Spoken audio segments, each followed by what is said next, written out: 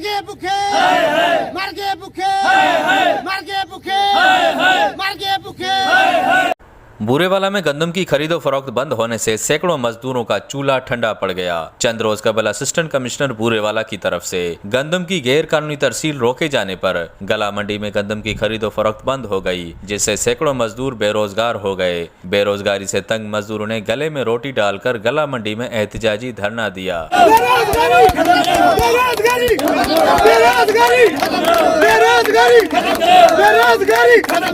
धरने के शुरका का कहना था कि दोबारा गंदम की खरीदो फरोख्त शुरू की जाए। उनका कहना था कि मजदूरी ना मिलने से बेरोजगारी की वजह से घरों के चूल्हे ठंडे हो चुके हैं। गला मंडी बूरेवाड़ा में हमारी मजदूरी का काम चल रहा था गंदम का, वो सरकारी गवर्नमेंट ने ऑफिसरों ने लड़ के हमारा कारोबार बंद कर दिया, जिसकी वजह से हमारे चूल्हे मजदूरी का सिस्टम खत्म हो गया।